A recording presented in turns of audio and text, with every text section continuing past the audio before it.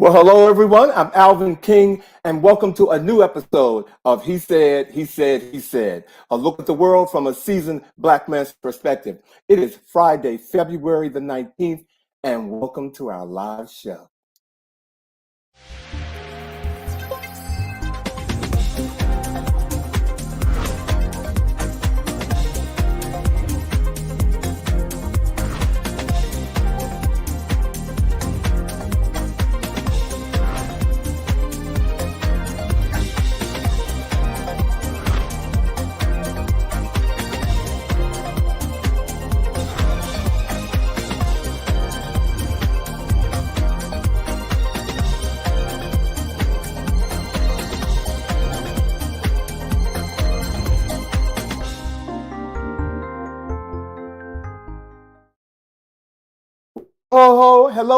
Hello again, everybody. Welcome to our live show. You are now in the hands of He Said, He Said, He Said. Thank you all for joining us tonight.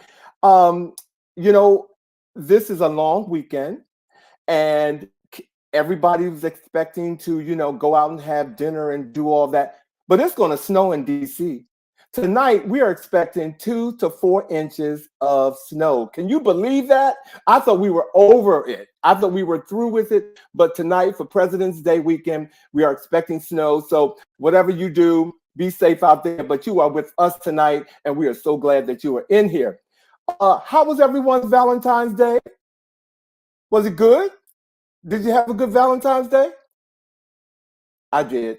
Yeah, I did. I'm sure you did too. But, as we look at Valentine's Day about loving on someone and someone loving on us, we need to turn that around and start loving on ourselves. So if you didn't have a love or someone to love on or love on you, hopefully you did something for yourself on Valentine's Day to show you that you appreciate you and that you love you.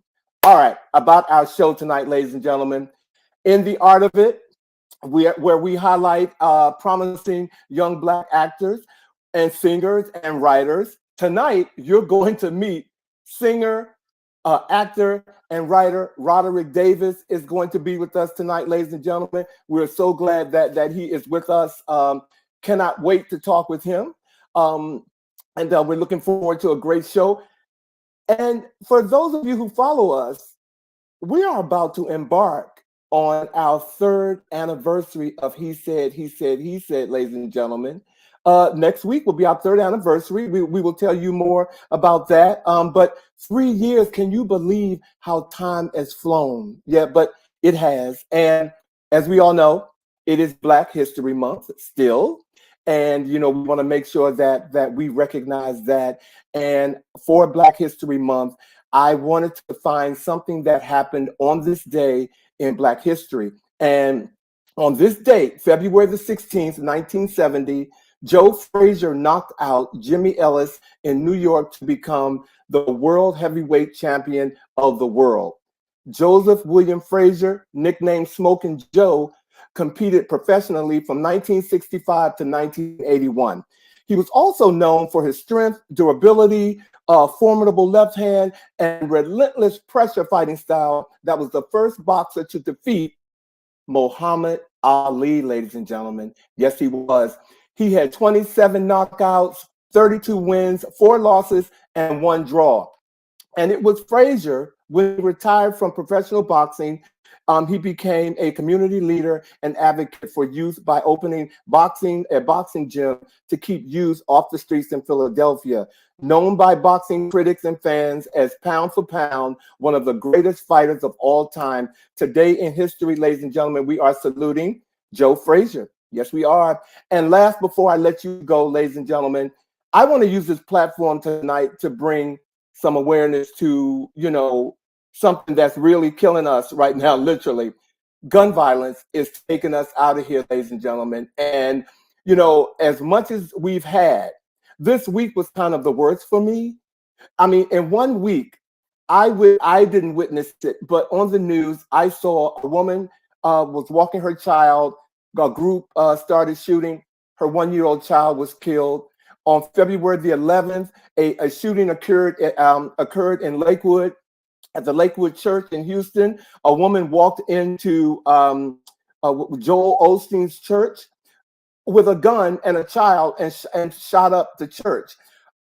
Yesterday, a police officer went to a home to talk to a guy about animal cruelty, and he shot 3 police through his door. And not to mention, the Chiefs were having their, parade of life after winning another Super Bowl, and 2 teams opened fire at the parade.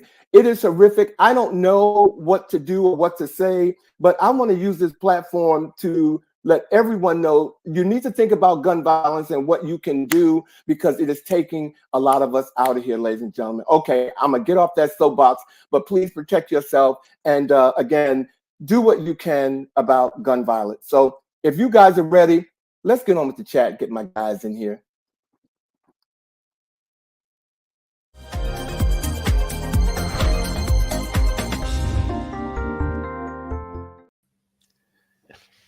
Hello, everybody. Howdy. How you guys doing? Good evening. Good. TGIF. Yes, it is. Yes, it is. You guys got weekend plans? I've got some stuff, doing stuff for the house and trying to get some rest. Yeah, I think that's it for me. Okay. Yeah, How about you, look, Vaz? I am waiting for this snow to come in. It's supposed to be snowing here in Philadelphia. As a matter of fact, it is supposed to start snowing here later tonight. So I have battened down the hatches, waiting for it to come through, and then going to play it by ear, because when it snows here, if it really is going to snow, getting around is a little tough. So we're going to play it by ear. Well, I promise. How about you, Alvin? When we get off this phone, I'm going outside to cover my car. I hate snow on my car. I don't have a garage, and I hate snow on my car. And I know my neighbors, they get a kick out of me coming outside, wrapping that car up like it's a gift. But I hate snow on my car. What do you use to wrap? Oh, I bought a custom-made Car cover? Car cover my car, and I get great joy out of covering it. But that's not my entire weekend. But I was going to say, I don't think it's going to take up your whole weekend to do that. Well, you cover it so that it doesn't take any time to clear it off. You just pull it off and you're done. Pull it off, and I got neighbors that are mad, but we ain't gonna talk about that. But yeah, that's But I'm just looking forward to a restful weekend, because last weekend I went up to Connecticut for a huge Super Bowl party, and I mean, whoa, I had a good time. And it was quick with everything else that was going on in my weekend, but that kind of put the icing on it, And so I had a good time. Wait a minute, look at all these folks that are in here today. Lots of folks wishing us happy anniversary. Wait a minute. Look at this. Oh, that's Sean for Bobby, Alvin, and Vars. There's Kendall. There's Herbert. There's Sean. There's Sharon. There's Rose. Who we haven't seen in a long time. There's Blue in the house. Okay. Look at that. Hey, everybody. Wait a minute. One of my BFFs from way back, Don Henry, is on here, ladies and gentlemen. Okay. My goodness. How you guys doing tonight? Wow. Thanks for tuning in, everybody. Yes. Wow. Well, guys, before we came on, because I know the viewers don't know, because it just looks. Did I say how to meet you? Do we say how to meet you?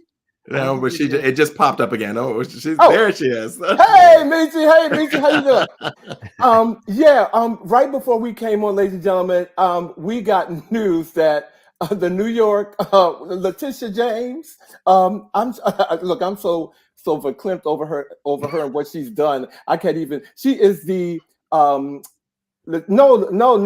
not Fanny. We're going to Letitia James. We're talking about we can take Fanny down. We're gonna get to Fanny. So you can take Fanny down right now. This is a live show. No, Letitia James, actually, before we came on, we found out that there was a ruling in New York, and that Donald Trump has been, I guess it wasn't, could you consider it a conviction? Is it a conviction? Yeah, fraud. Convicted fraud. Yeah. Well, Judge Arthur Egeron, he ordered Trump to pay nearly $335 million in a civil fraud trial case. And that's her name, Letitia James, the Attorney General. Okay, she was asking for 370, but she got 355, and this bars him from running businesses in New York for 3 years, ladies and gentlemen. Okay, 3 years. But I also heard something before I came on, real quick. The total that he has to pay is 463.9, but 363.9 of that, they call it a null discouragement, and 100 million of that is interest, and the interest increases every single day. What? Wow. So what do you have to say about that? Wow. It's well, just first of all, did you see Miss Letitia James perched up on that front row? Like, I thought she was going to be on the Real Housewives of Atlanta. She was so perched like a peach. I mean, she was sitting there. She was perched. But it was also shameful to see one of the reports that said, I think that Mar-a-Lago was actually valued at something like $28 million. And it was being reported to be valued at over 600 million. Like, it wasn't even like the slight inflation. It was like egregious inflation. wow. Well, I know, he's not broke, but he sure looked good getting there. Okay. I know he's not. But I mean, after the $83 million that he had to pay, for disgrace, Defamation. right, for that. But to this, and this just came in, ladies and gentlemen, and that's why our stories are all over the place, because we just wanted to share. It sounds like good news. So But you know what's scary? I believe that he will, with this huge fine against him, that he will use it to raise funds. Like, he will appeal to people to help him pay his, and people who have so much less will be sending in the $5 and $10 up because they believe that he has been done wrong. And that's what's really scary. Like, his insanity and his craziness is one thing. It's how people respond to it. 70 million people going out and voting for him. That's what really just boggles my mind, that people will do that. It's almost galvanizing for his base. Yeah. The more trouble he gets into, it is such a bizarre situation and cult that they are in. And he always ties his issues to them. He always says, like, they're coming after us. Like, Right. Look at what they've done to us. Like, they don't want us to win. Like, he ties it to them, and it's amazing to me. And they take the bait.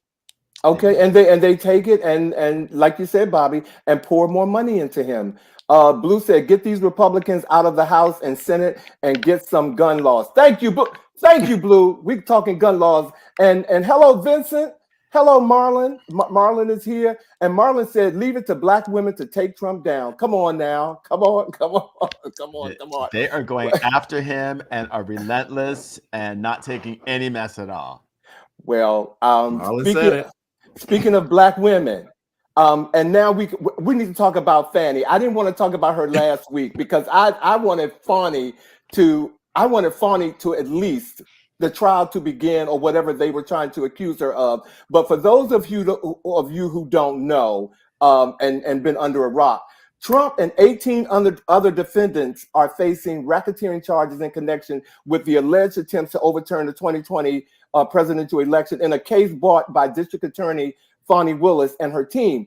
Of course, he denies it all. And he has hired a co-defendant, Michael Rowan, and he has filed charges against Fani that saying that there was a relationship between her and her special prosecutor, Nathan Wade, and that's a conflict of interest. Now, yesterday, Fani sat in the hot seat while Ashley Merchant, who is Roman's attorney, she was put on there to prove that Fani and Wade benefited financially from taxpayers' money and should be removed from the case. But yesterday, Fani took to the witness stand and accused Merchant of lying about the details of the relationship with Wade. Now, okay, a witness by the name of Robin Yearty I'm not even going to talk about her earrings. I'm not going to do it. But You just did. I did not. I did not. But Okay. this is an ex-friend of Fonnie, and used to work with her. And she came on and testified that they had a relationship like in 2019. Fonnie, again, they dug deep, and I want you all to weigh in on this.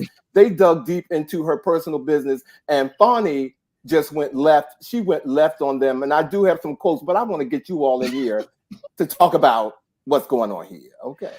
First of all, that picture of her.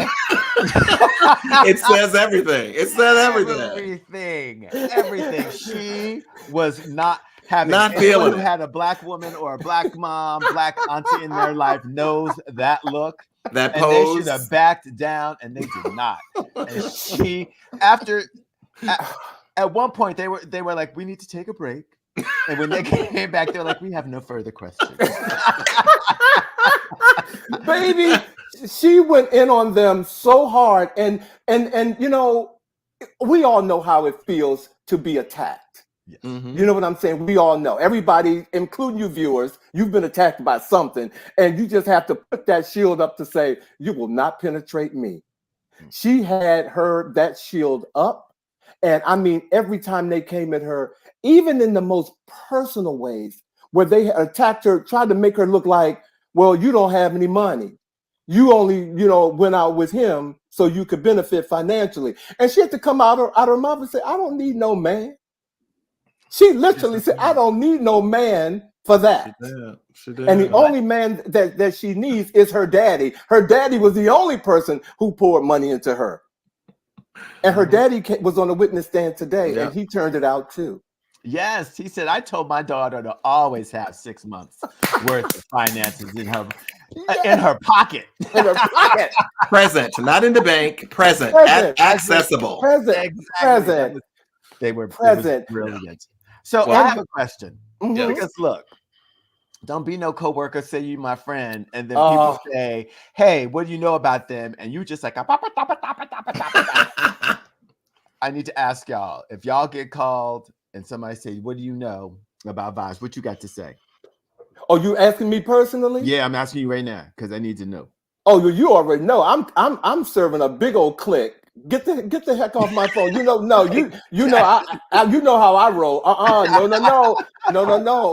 Don't call me with no foolery. And then I'm gonna call you. And Bobby, what would you do, Bobby? Well, Vash, I would ask how much they are offering first. I would click, but I would at least find out what it was worth to them. Okay. No. We got, see, you give it, Vosh, you like to set me up. We live in a culture in our community where, sometimes we got people who trying to slide up in your DM so they could take your friends that you used to be connected to, that you ain't connected to no more. You know what I'm saying? They like to, Vosh, we better go to the next story. Fanny. But that lean, pull it together, girl. That was not the lean of somebody who was too pressed, was it? Pull it. She aired it out. So, but there's more to come. But it was like a reality TV show, and I just couldn't stop watching it. So I know. She was like, "Look, you keep going." She's like, "What do you think Saturday Night Live is going to do to that?" Ooh, Bobby, I am so there on Sunday. On Saturday, I am so there. I think they're going to get it. They have to, because Bobby, it's just so much. I'm here for it. I'm all here for it. Yes, I am. Yes, I am. I'm sorry. What else is going on in the world, you guys? Well, there's some stuff going on in Utah because, the anti-trans movement is still running rampant. A teenage girl in Utah had to seek actual police protection after Natalie Klein, a member of the Utah State Board of Education, suggested a girl on a school sports team could be transgender in a now deleted Facebook post. So the girl's parents had to come out and they said that their daughter is just a tomboy with a muscular build and short hair who favors baggy clothes. And they're extremely upset that now she's being subjected to severe cyberbullying and harassment. The Utah State Board of Education expressed their concern about Klein's Facebook post and the harm it's caused to students and families in Utah. And they did ask for her resignation. In a follow-up Facebook post, Klein cited free speech rights, but did include an apology saying that she extends her deepest apologies for the negative attention her post drew to innocent students and their families, but she still has not resigned. Now, Klein's post did not occur in a vacuum. It is a product of the environment that is growing trans panic in this country, particularly when it comes to girls and women's sports teams. In 2024, 455 anti-trans bills have been introduced in 41 states, and currently 24 states have already passed legislation banning trans kids from playing in sports consistent with their gender identity. And it's just a true aggressive attack on transgender people, women in particular, to try to keep them from existing in public. Now, for years, trans athletes and their families have argued that these kinds of restrictive policies that police the gender of trans girls do exactly the opposite of protecting women and girls. In fact, they endanger all women and girls, including cisgendered ones. Soccer player Megan Rapinoe yes. said it's particularly frustrating when women's sports are used and weaponized. She said, "Show me all the trans people who are nefariously taking advantage of being trans in sports." She goes, "I'll wait. It's not happening." So anti-trans groups have created a false debate that pits cis girls and trans girls against each other to further the agenda rather than targeting the actual enemy, which is the patriarchal system that puts them all at a disadvantage from birth. So even what many perceive to be a legitimate question about fairness, in the end, the weaponized reinforcement of the anti-trans agenda, fueled by ignorance around the perceived exaggerated physical difference between trans athletes and cis athletes, really is causing the problem. So as long as transgender girls' identities are policed, cisgendered girls will continue to have theirs policed as well. And situations like this in Utah will continue to happen. Amen. Amen. I don't even know. Actually, I do know what to say. Sometimes, being on this show, because we have a thing that we say, ladies and gentlemen, that we can go to the cliff, but we can't jump. And right now, with Vash just saying what he said, I want to go to the cliff and jump because I got so many things to say. But thank you. That was great commentary. Thank you, Vash. We have work to do. Absolutely. And the great irony of talking about fairness, when you think about what female athletes, just on a general basis, what they have traditionally been paid in comparison to male athletes, playing the same sports, winning championships when males have not. And they've never come like this whole issue of we want to be fair and equitable is quite ironic when it comes to, you didn't feel that way when it came to pay and compensation for female athletes. Right. So it's just facilities. Right. I'm sorry, or facility. Exactly. So I do believe it is about policing bodies. It is a growing movement, whether it's issues of healthcare, birth control, abort. Like it is all part of a greater movement around controlling bodies, and it's disheartening. And also pitting people against one another, right? Absolutely. Like you have these things that separate people and say, which side are you on? It's easy to keep people fighting so they can do all these other crazy things that take money out of people's pockets and keep people sick, etc. So, we need to just sort of get past it all, realize that we're all in this fight together. Everyone is really, truly trying to live their best life and be happy. And if we can support that in one another, I think we would find that we are way better off. I mean, we had the same thing with marriage equality. Absolutely. Gay people get married. Ain't nothing's happened. Yeah. We used to say, if you don't like, same gender marriage, just don't marry somebody of the same gender. Exactly. You'll be all right. How about You'll be okay. Well, I wish that I could say, in moving forward to our next story, that we were going to head in a positive direction, but of course the state of Florida is not going to allow that to happen because they're just being Florida at this point. And I want to talk about a controversial parental rights law in Florida, which is facing a renewed scrutiny after a ruling about a parental permission slip sparked confusion at a Miami elementary school when it asked parents to sign a slip allowing their children to hear a guest speaker read a book written by an African American. Now, the actual event was cited as a read aloud. The slip seems to result from Florida schools trying to navigate the increasing so-called parental rights laws designed to provide greater say over curriculum and classroom teaching. Now, let's remember that Florida governor, whose name I shall not speak, signed an Individual Freedom Act in 2022, which also is known as the Stop Woke Act. And it's about preventing teaching and mandatory workplace professional development that speaks to oppression or privilege based upon race or gender, any of those things. Let's remember, this is the governor who said that this is where woke comes to die. Wow. It's very serious. And even in another county earlier this month, there was a whole issue around a permission slip that was given to students to ask if they could or not to be given permission to even participate in any Black History Month activities at the school at all. Permission slips to engage in cultural recognitions in the school. This, my friends, is Florida. Well, didn't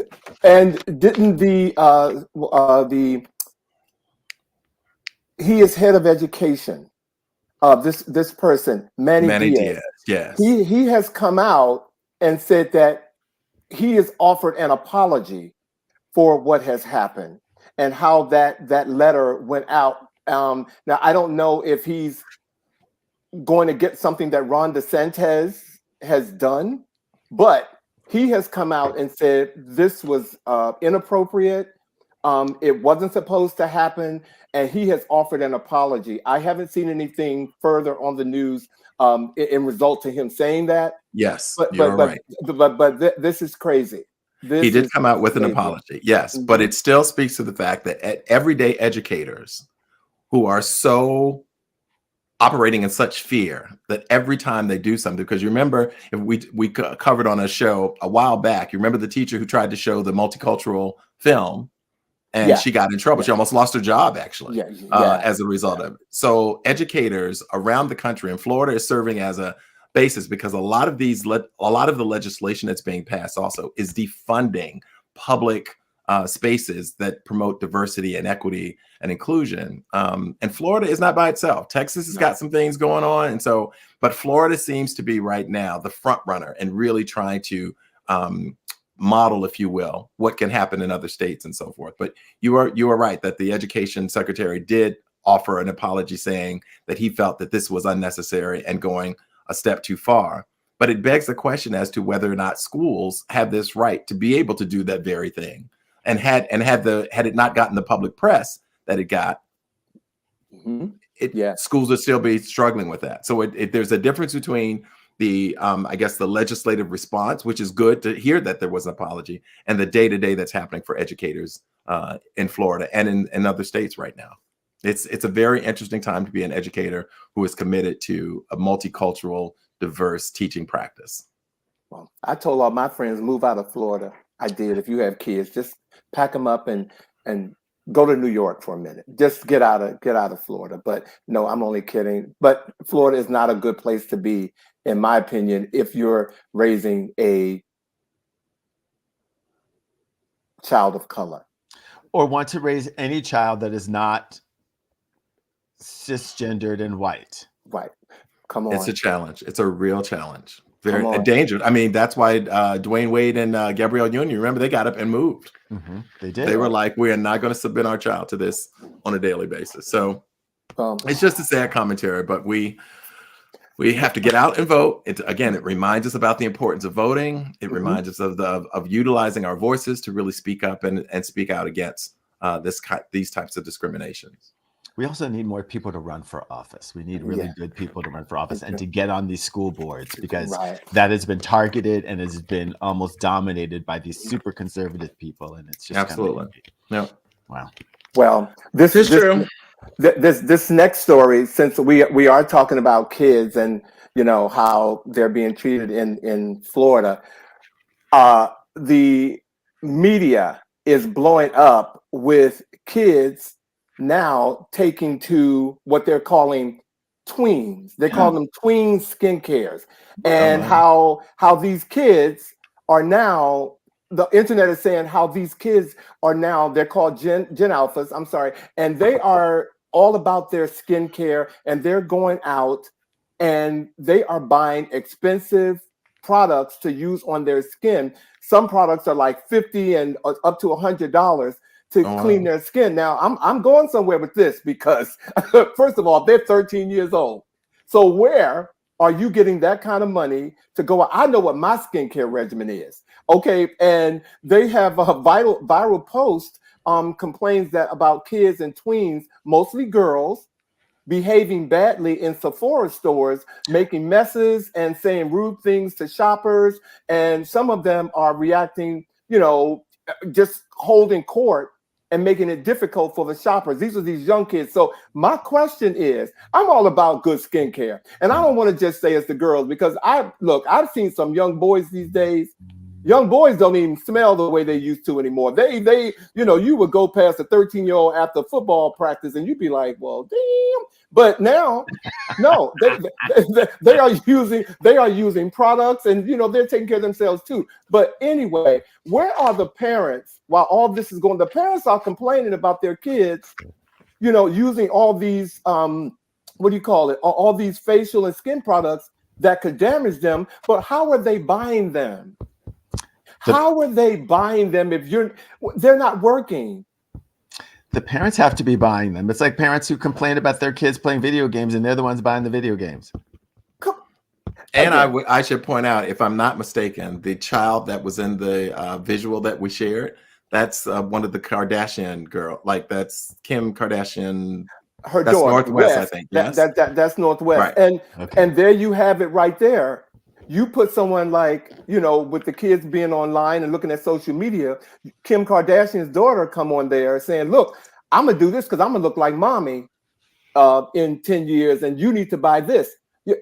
She's making right now West Kardashian, whatever her name is. Whatever her child is. Whatever her name is. She is becoming a billionaire off of children right now.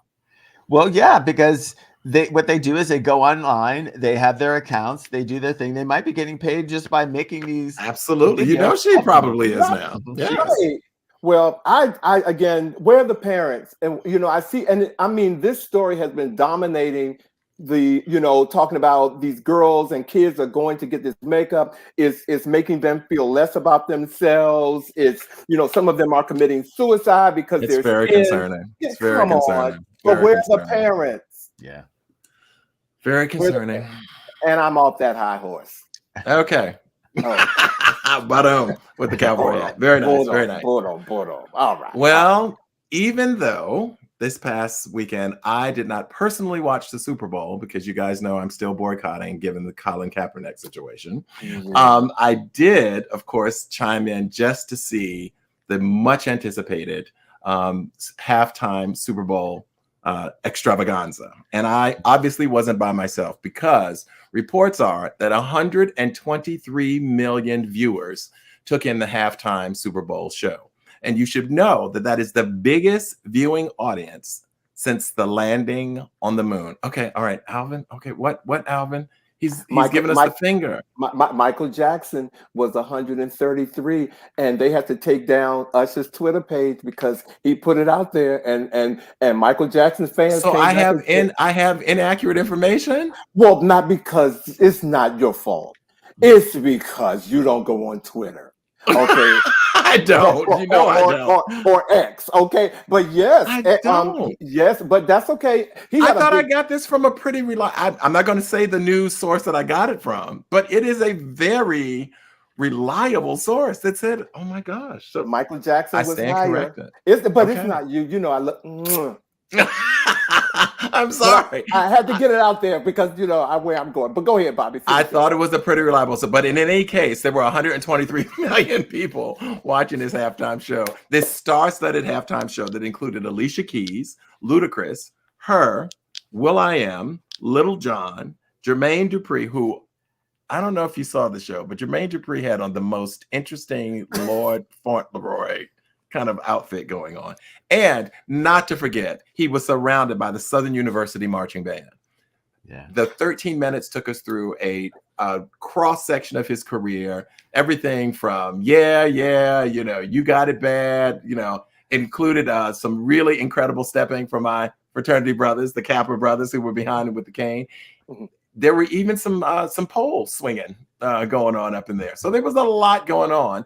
But even with all this star-studded entertainment, all of it, he was taking the world to Atlanta. He said he wanted to show an urban reflection. There are some people, including some between the three of us, who have differing opinions. You remember our show is he said about this particular halftime show. I'm turning it over to you guys. What did you think about Usher's performance? Alvin. Vaughn. Well, it's so funny that Michael Jackson came up so early in the segment, because I think I told you guys, whenever I see Usher, every 20, if we get 20 seconds, he lets me know that he wants me to be watching Michael Jackson, and I just want nothing more but to watch Michael. And he is heavily influenced by him. He's heavily influenced by him. It's just so ridiculous. I did appreciate, because I did watch it today, just because I knew we were going to talk about it. There were a lot of moving parts. I thought they did a great job. I think he's got a good voice, and I think he was singing live, but it was the only thing he didn't do that Michael did. Okay. First of all, hello, Alvin. What do you think, Alvin? Hello, Stonewall. My favorite son is on the show. How you doing, Dwayne Pureheart? Herbert, I think I said hi to you earlier. How you doing, Sharon? Just want to make sure. Thank you all for joining the show. During the Super Bowl, and did I say hi to Troy? Hey, Troy. During the Super Bowl, I posted, this performance is weak. And I posted that, and some of y'all kids who on my page and stuff like that, y'all kind of went in on me, and it's okay. And I gave y'all all the love. Here's my thing with it. I said it was weak, not because anything about Usher personally. As I said on the show last week, at his age, what he's done to have this platform, he looks good, yada, yada, yada. But from a production perspective, there were so many things that happened. The girl fell off the pole. Usher, and I'm just going to nitpick just a little bit. Usher, you could have got a taller person to slide up under in them skates, okay, because you fell, okay? And I'm just saying, Alicia Keys, not anything to do with Usher. She was off key, okay? You're saying Alicia Keys was off key? When she opened, she was off key. Okay, and she was. And so I'm just saying, from a production perspective, of which I've done, many, there was some fine tuning that was needed. That's why I called it weak. I had someone who came on my page who knows me very well, and I took offense to it. He said, Alvin, the only reason why you're saying what you're saying is because you were talking about Usher's outfit. Usher is not couture. And I told him, don't insult me. I have done enough productions. Usher's, that church outfit he had on with them brooches didn't mean nothing to me. The whole production was weak, but congratulations, Usher. It could have been, and you've seen better Super Bowl performances, right? Yeah. Yes, there were a lot of moving parts, and I got to say that Alicia Keys, in many interviews before, has always said that song is hard for her to sing. Like, when other people sing it, she's like, oh my goodness, that's so great. Then I would have chosen not to sing that song. I would have chosen not to sing Yeah. She did sing. One of our viewers just said that, of course, Alicia Keys is always off key. that was Vince. That was Vincent. Hey, Maurice. Hey, Edgar. We love you too, man. Thank you so much. Hey, Maurice. So that, I don't want to crush. Again, it was weak, but it was entertaining. And it went through what it had to do. But you all tried to slay me on my personal page. But Maurice said it didn't matter anyway once he took his shirt off. So there. That was appealing. Well, look, keeping in line with the Super Bowl. Yes. We got our Queen Bee made an announcement. I just want to say, let's talk about what country music is. Come on. Definition: popular vocal music characterized by simple harmonies, accompanied by string instruments such as guitar, fiddle, banjo, pedal steel, repeated choruses, and how do you say, narrative lyrics, right? Mm-hmm. So Beyonce has announced that she has a new album and dropped 2 country singles during the Super Bowl, Texas Mhm. Hold'em and 16 Cartridges. And they are now number 2 and number 3, respectively, on the Apple Music charts as of Wednesday. So, she's up there as, I think, the first Black woman to have that kind of success on those charts, on the Apple Music country charts. Yeah. And she's used some good people on those songs, including Rian Giddens, who's part of the Carolina Chocolate Drops, who I really do like. I like her, yeah. Which gave the songs some added credibility in the country genre. Now, actor John Schneider, for those of you guys don't know him, he is famous for the Dukes of Hazzard. He went on the OAN network to show his racism and his ignorance. And in the conversation, he and the host said that all lefties are like dogs and want to just put their mark and territory on everything, now including country music. So I guess this man does not know the rich history of Black Americans and country music. Obviously not. Kabam. So instead of taking him through the history, I'm going to hip y'all and him to some country artists that y'all need to be following who are killing the game right now. You got Mickey Guyton. Mickey Guyton, who's been out there. Yep. Out there, and she love sounds her. Fantastic. Love her. Raina Roberts, if y'all don't know her, check her out. Chapel Hart. Straight from America's Got Talent. Oh, is that where Chapel Hart comes from? Yes. Phenomenal. Darius Rucker. Okay. Hootie. People sound amazing. They sound amazing. And Brittany Spencer. All of these people, y'all, if you want to know country music and support Black people in country music, do that. Beyonce's going to do her stuff, but let's show the world that we support Black country artists. Because Amen. Because they're out there. But Beyonce is getting ready. If you all haven't heard the song, please go listen to it, because Beyonce, she's a beast in her own right. And I'm like, girlfriend, but she's from Houston, so she got the twang. She's a Texas girl. She got it. So okay, all right. Well, thank you guys, ladies and gentlemen. Those are our top stories, that we wanted to bring to you all, and thank you all for weighing in on everything. We love you, but we do have a special guest here tonight in our segment called The Art of It, and we are so happy to have him here. So if you guys are ready, I want to go ahead and introduce him. If you guys are ready to get him on the show, you guys ready? Yes, absolutely. Indeed. All right, our special guest, ladies and gentlemen, Roderick D. Davis, was born and raised in South Central Los Angeles and began his performance journey at the tender age of 6 years old after singing his first solo in church.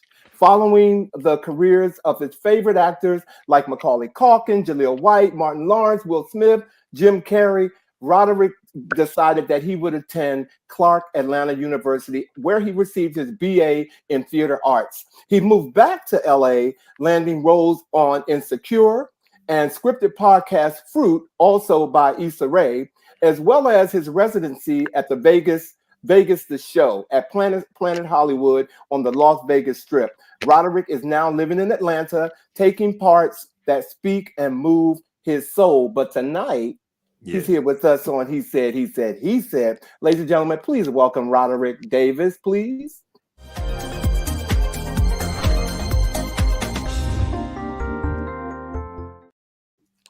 Hey. What's up? How y'all doing?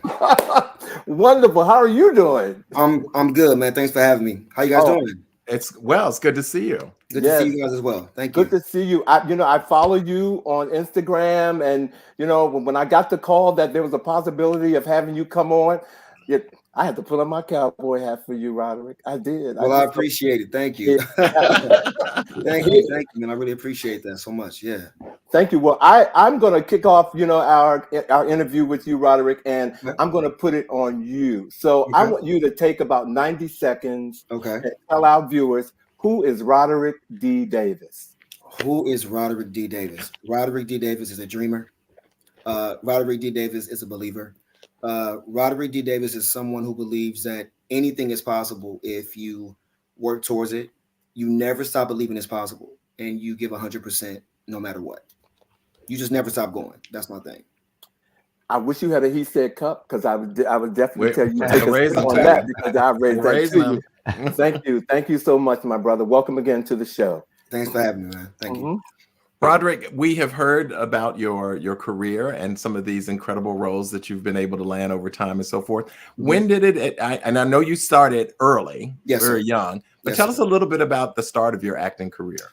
So the start of my acting career actually started in high school. So that's when I started like taking like classes and like really taking it seriously. I'm from Los Angeles, and I went to one of the best performing arts. So my high school wasn't a traditional performing arts high school, but God's like divine intervention kind of just had me at the right place at the right time. And my high school had one of the best performing arts like programs in Los Angeles. And it took me 3 years to get the courage to even audition for the play, because it was a very serious thing. Like our performing arts department was bigger than a football team. And I went to a hood school. Like I was raised in South Central, and like this was a predominantly like a bad school, but the performing arts department was really amazing and kind of like revered. So all the kids that were in it were like uber talented. So it took me like until my junior year to get the courage to like even audition for the fall play, which was Tom Sawyer. I auditioned and got the lead part of Tom, my first time ever auditioning, and it just changed my life forever. Yeah, so that's how I got started. Well, you can. I want to ask. So we in the introduction, I want you to tell us a little bit about, what moved you to start singing. You started singing in church. Yes. Yeah. Tell us about, just your background with growing up in the church. Everybody who started singing in church got a story. Yeah. Okay. Everybody. Okay. So for one, like my whole family sings. My grandfather sung, my grandmother sings, my mother and her sister sing, myself and my sister sing. And my mother was actually my first music teacher. She was the director of the children and youth choir. And I remember at like 6 years old, she asked if I was willing to do this solo. And I said, yeah. I never had stage fright. I was a very energetic and kind of a extra child.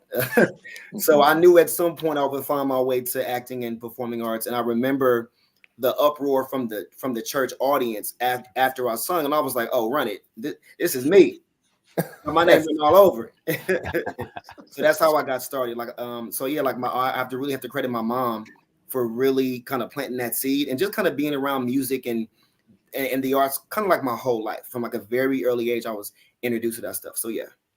Okay. Well, you do so much. I mean, you act, you do music, you write. Who are your inspirations? Man, I have so many inspirations. So I always say my acting daddy is Denzel Washington. When I think about actors that I kind of not want to pattern myself after, but actors who I respect, that respect the craft, he comes to mind. Like I remember the first movie I saw him in was Malcolm X, and I was a kid. I think I was maybe like 8 when that movie like came out, but I just remember like being glued to the screen, like completely just like blown away by this performance. And I was like, I would practice in the mirror and do my little thing and like try to like mimic what he would do, and just following his career and just seeing his trajectory and how he's been able to like maneuver through the industry and always maintain his integrity. That really means a lot to me. So he's one of my biggest like acting influences. As far as music goes, I grew up listening to like a lot of groups like Mint Condition and Boyz II Men and Jodeci and Drew Hill and 112. Like all of those groups kind of influenced me. So yeah. Oh, and Brandy. I'm a huge Brandy fan. So yeah, just want to put that out there. Right on. And from a writing standpoint, who inspires you? From a writing standpoint, when it comes to like movies and stuff, I've always liked Steven Spielberg. I think what he's been able to do, and I guess he's more of like a director writer, but there's something about the epicness of his movies and the way that he tells his stories, or the way that he chooses to tell his stories, have always really been impressive to me. So yeah. Nice. So definitely an epic storyteller. Definitely. Yeah. Who is that? Steven Spielberg? Yes. Oh, absolutely. Yeah, absolutely. He is. I was getting ready. Well, before we leave that question, and we talked about your abilities. You do sing, as we said. You have a single, and I unfortunately we didn't have permission. This is a live show, ladies and gentlemen, and we just can't play every song that we. If I could play a song, but we didn't have the rights to play the song. So would I put you on a spot for a second if I Okay. asked you to give me like just give me a chorus, give me a piece of your song. Tell us what the title is and Okay. give us a piece of it. Could you do that for me? Yeah, absolutely. So the name of my single is called Euphoria. Released it in 2020, kind of like right during, like at the beginning of the pandemic is when I released it. It's like the first single I ever kind of released like solo. I've written on like other people's stuff and written for other people, but I never kind of like produced my own work. So I just decided to do it, booked the studio time. I wrote the song in like maybe 2 or 3 days. I kind of heard the track and like I just fell in love with the track and the words and the melody and everything kind of just came out of me. And yeah. Well, we're going to put the song, ladies and gentlemen, on our webpage because I want you all to hear. I promise you, we wanted to play it tonight, but we wanted this show to air, and we didn't want any problems with that. Okay, thank you, Roderick. Okay, but we're here to talk to you about this. I'm going to call it a series right now. It is called About Him. Yes, sir. So this is it's 5 seasons to date, but this is your first time in? This is my first time doing About Him. So About Him is an anthology series. And for those of you who don't know, an anthology series is a series where every season the story changes. So it may be the same actor, but he may be playing a different role. So kind of similar to like American Horror Story, how it's like the same characters, just like a different story. So that's what About Him is. Kind of the same kind of a thread is kind of through them, but the stories are vastly different than the previous season. So yeah. So tell us about the role that you play in About Him. And About Him. So my character's name is Jamichael. And Jamichael is a guy who is coming to terms with who he truly is. And he is kind of going like full steam ahead with it, not really knowing all the ramifications of his actions, not really thinking clearly about what it's doing, not only to himself, but his family and his friends. And he kind of just bulldozes his way through his sexuality, if you will. So we kind of meet him at the beginning of him like exploring himself fully, if that makes sense. Oh, it makes sense. On this show, it makes sense. It makes sense. And it's making people look for it, I'm sure, as well. Yeah. Absolutely. So you've certainly got some fans. People are saying hello to you if you see them. They're saying hey to you. So what y'all doing? Yeah, Kofi says a great guest. Kofi, thank you so much. He is. He really is. I appreciate that. Thank you. But no, I'm going to let Bobby ask this next question because I was going to ask, but I'm not going to do that. Okay. So about building chemistry in a cast, like when you're, as you've pointed on, this is the 5th season. This is your first season. How is chemistry built when you're coming in to a show that's already been actually in play? How do you work your way into the chemistry of that group? To be honest with me, I try to make sure that I keep an open mind. Number one. Keep an open mind and understand that everybody doesn't approach the craft the way that I approach the craft. Everybody doesn't work the way that I work, and just being open to adjust if you need to, because anything can happen from day to day. Every set is different. Every project is different. Sometimes you'll do a project and it's like all love and it's peace and it's family and we get drinks after and we really become like a family. And there are other times when it's a little different. Where sometimes the energy is a little stilted or whatever like that. But I can say with this particular production, I decided to come in and just be open to the experience and really show who I am. Because this is the first like series like I've ever done. I've done TV and stuff like that. But as far as like a character who we see, multiple times or like who does multiple episodes, this was my first time doing that. So it was a lot of work. It was a lot of work, but I would imagine. Yeah, but thank God, like so many of my castmates were just as excited about the opportunity, which made the chemistry kind of like really, really great and really, really easy to like conjure up. So yeah. That's great because sometimes those egos can get in the way. I think of those types of. I guess you agree. Man, I have been on some sets and I've been in some situations where it's like, whew, wow, I see why you don't work too often. Got it.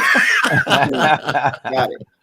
That is absolutely hilarious. So, are you guys done filming? Yes, so we wrapped filming, I want to say last April. We wrapped Okay, filming, like for nice. sure. Yeah. So we just get to see it now, which is fantastic. So then, Yes. what's next for you? So what's next for me? So currently, like right now, I'm just auditioning like all other actors and kind of looking for the next project and the next gig. I am working on some new music, so that will be coming out closer to the summer, like maybe even the fall. But yeah, just trying to look for some other gigs that really speak to me, that really kind of pull on my heartstrings, and also roles that I can really show what I can do. You know, I've been acting for a very long time, and that's another reason why I decided to take the role of Jermichael, because it was he was such a complex character. So I got to use kind of every color in my coloring book, and I brought out things that I didn't even know that I could, really bring out. But it was an amazing experience. So looking for more roles that are aligned with that. Yeah. Well, I did watch some of the series with you in it, Okay. and I just have to say that you really are a breakout character Wow, and thank you. actor on that show. Thank you And so I much. really am Thank you. looking forward to seeing what is next for you, because Thank you. I really appreciate that. Thank you. yeah. I want to see the full series. I want to see it. And how can we do that now, Roderick? Is there a way for Yes. that we can share with our viewers to see that? Yes. So you can so it's produced under an independent streaming app called Signal 23. So Signal 23. Okay. Signal 23 TV is like the streaming app that you can use. You can see all the seasons from season 1 to season 5 are all there on that app. So just go there, do your thing, and yeah. So that's where it's streaming. Yeah. We have a link that we can actually share in the stream. Okay. To make it easy for people to be able to do exactly that. So I will make sure that gets out to you and everyone right now. Let me do that right now. Thank you. And of course, Yeah. I was doing the same thing that Vosh is doing, but I really was. I really was. But okay, well, no, thank you. Roderick, it's so good. Like I said, that you were able to be with us again. I've been following you, and I saw the promos come up about him, and I'm like, we got to get this guy on here, and I want to know more about the series. So again, thank you for coming on and just being a part of the platform. Really appreciate you, man. Thank you guys so much for having me. I really appreciate it. Thank you. Thank you. You got to come back when you have music, when you release some music. Oh, absolutely. Come on back. Yes. That part right there. Well, no, stay with us for a minute, Roderick, before we close out. Okay. Ladies and gentlemen, I told you guys early in the show that next week will be 3 years, our 3rd anniversary. And, we did it big last year. We took the whole show on the road. Well, life is caught up with us right now. So we won't be doing that. We won't be taking it on the road, but we definitely have some surprises for you and want you guys to tune in for our anniversary show next week. It's just been a blessing to do this for 3 years. And our words of the week this week was presented by Bobby in honor of Valentine's Day. He made sure that I said that. It's the week of love. There is only one happiness in this life: to love and be loved. All right. And I told you all earlier, if you don't have a significant other, spend time loving yourself. Okay, because spend time loving yourself. And again, ladies and gentlemen, thank you to Roderick D. Davis for being here. Thank you to all the viewers who tuned in. Thank you, Bobby and Vosh, for always making this happen. And Edgar, and who is this? Post News. Oh, that was Post News. Was that you, Vosh? That's one of our destination groups. Oh, okay. Thank you. I just learned something. Okay, so look, ladies and gentlemen, thank you all for joining us. We look forward to seeing you all next week on a new episode of He Said. He said. He said. Have a good weekend, everybody. Thank you, Roderick. Thanks. Happy holiday, everyone. You guys, we good.